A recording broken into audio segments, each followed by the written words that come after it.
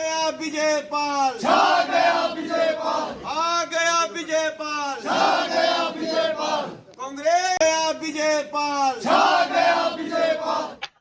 नमस्कार, मैं हूं गिरीश गरोला और आप देख रहे हैं मेरू रहबर।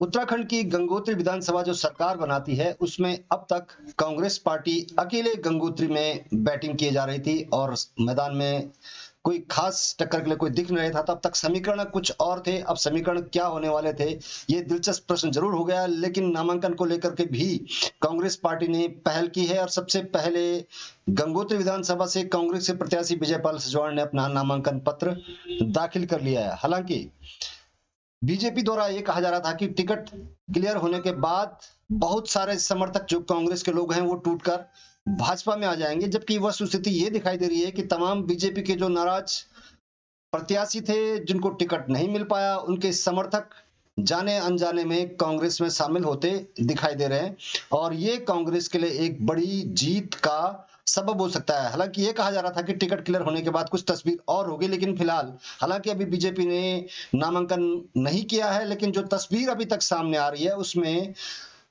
जो जो नाराज लोग हैं वो कांग्रेस में शामिल होते दिखाई दे रहे हैं और हर दिन नई नई तस्वीरें कांग्रेस अपने सोशल मीडिया पेज पर प्रसारित कर रही है। तस्वीरें आने वाले दिनों में क्या होगी ये मतदाता तय करेंगे।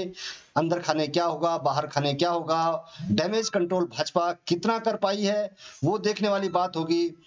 लेकिन फिलहाल जो तस्वीरें हैं वो आपको दिखा रहे हैं और आज किन परिस्थितियों में विजय पाल सजवाण ने अपना नामांकन कराया। कलेक्ट्रेट में बिल्कुल सादगी के साथ कोरोना गाइडलाइंस का पालन करते हुए, इलेक्शन कमीशन की गाइडलाइंस का पालन करते हुए सिर्फ 2 लोगों को अनुमति दी गई गेट से अंदर जाकर। एक समय में 2 लोग ही नामांकन पत्र प्रस्तुत करते समय पूर्व विधायक कांग्रेस विजय पाल सजवाण के साथ दिखाई दिया और ये सभी नियम सभी के लिए लागू है। सुरक्षा के चाक चौबंद व्यवस्थाएं कलेक्ट्रेट में दिखाई दे रही है। पहली बार आईटीबीपी के जवानों को भी इतनी बड़ी तादाद में लगाया गया है। गेट पर तैनात हैं, भारी सुरक्षा बल के साथ में वहां पर तैनात हैं और एक समय में केवल 2 लोगों को ही अंदर जाने की इजाजत है। यहाँ तक कि मीडिया कर्मियों को भी 1 बाय 1 एक समय में एक ही अंदर प्रवेश कर पाएगा। इस तरह की व्यवस्थाएं वहां पर बनाई गई है। गंगोत्री विधानसभा कक्ष संख्या 8 में आज कांग्रेस के तरफ से नामांकन पत्र दाखिल किया विजय पाल सजवाण जी ने।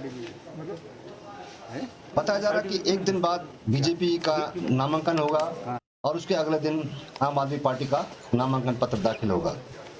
हम जानने की कोशिश भी करेंगे कि कांग्रेस इस बार किन मुद्दों पर चुनाव लड़ने जा रही है, क्योंकि पहले जो तस्वीर जीत का जो समीकरण होता था वो कुछ हटकर होता था।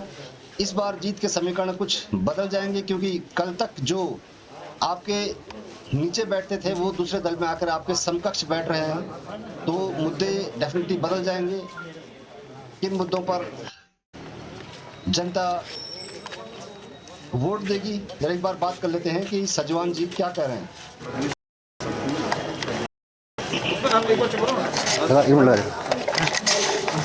जैसे शुभ मुहूर्त में आपने नामांकन कर दिया, क्या कहेंगे, कितनी उम्मीद है? भारतीय राष्ट्रीय कांग्रेस के प्रत्याशी के रूप में मैंने आज अपना नामांकन किया है जी। और पहले तो मैं अपने शीर्ष नेतृत्व का आभार व्यक्त करता हूं जिन्होंने मुझे गंगोत्री विधानसभा से राष्ट्रीय कांग्रेस कमेटी का प्रत्याशी बनाया। मैं उनका बहुत बहुत आभार व्यक्त करता हूं और निश्चित तौर पर आज भारतीय जनता पार्टी की डबल इंजन की सरकार के द्वारा पूरे प्रदेश की जनता जो अपने आप को ठगा हुआ महसूस कर रही है, महंगाई, बेरोजगारी, किसानों की कर्ज माफ़ी, भ्रष्टाचार और बंद पड़ी हुई विद्युत परियोजनाओं को खुलवाने का मामला रहा हो, यहाँ के विकास का मामला रहा हो, तमाम इन मुद्दों को लेकर आज उत्तराखंड की जनता, गंगोत्री विधानसभा की जनता भारतीय जनता पार्टी की सरकार को उखाड़ने का संकल्प ले चुकी है और मेरी प्राथमिकताएं रहेंगी। मेरा वैसे तो धरातलीय घोषणा पत्र, वचन पत्र मेरा शीघ्र आपके बीच में, मेरी अपील, मेरा घोषणा पत्र शीघ्र आपके बीच में मैं दूंगा, लेकिन मेरी प्राथमिकताएं रहेंगी शिक्षा, बेहतर स्वास्थ्य और जो मेरा एक सपना रहा है कि यहाँ का जो पहाड़ के पलायन को रोकने के लिए यहाँ के बेरोजगारों को रोजगार और स्वरोजगार उपलब्ध कराना मेरी प्राथमिकताएं रहेंगी और जो मेरा बॉर्न इंजीनियरिंग कॉलेज का जो सपना था और हमारी सरकार बनते ही मैं निर्वाचित होता हूँ, निश्चित तौर पर शीघ्र उसको प्रारंभ करवाया जाएगा। यहाँ पर बेहतर जो मेडिकल सुविधाओं के करने के लिए यहाँ पर बेहतर स्वास्थ्य सेवाएं दी जाएगी। Medical college, paramedical college, nursing college, ये मेरी प्राथमिकताएं रहेंगी। और जो यहाँ आज प्रदेश में जो भू कानून की पैरवी करना, हमारे तमाम जो स्थानीय हमारे जो जितने भी हमारे उपनल के कर्मचारी तमाम जो मानदेय पे रखे हुए हैं उनको बेहतर मानदेय करने के लिए मैं प्रयासरत रहूँगा। और यहाँ का जो अविरल जो विकास रुका हुआ जो हमारे टाइम पे कर, जैसे कि सबसे महत्वपूर्ण यहाँ का बस अड्डा, यहाँ की मल्टी पार्किंग, यहाँ पर गंगा नदी में जो गंदे नाले जा रहे हैं उनको रोकने का, ये सब मेरी प्राथमिकताएँ रहेगी। वैसे हर दिन खबर आ रही है लगातार कोई ना कोई शामिल हो रहा है, आप पूरी झाड़ू लगा रहे हैं, तो फिर आम आदमी क्या करेगी?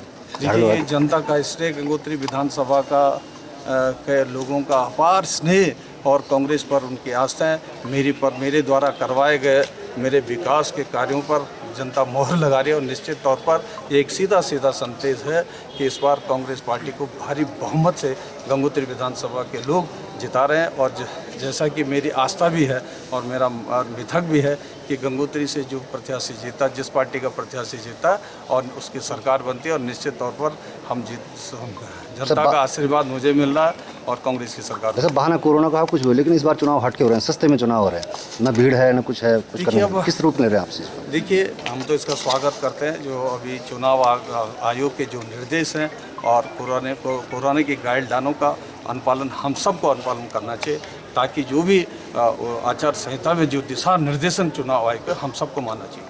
Thank you.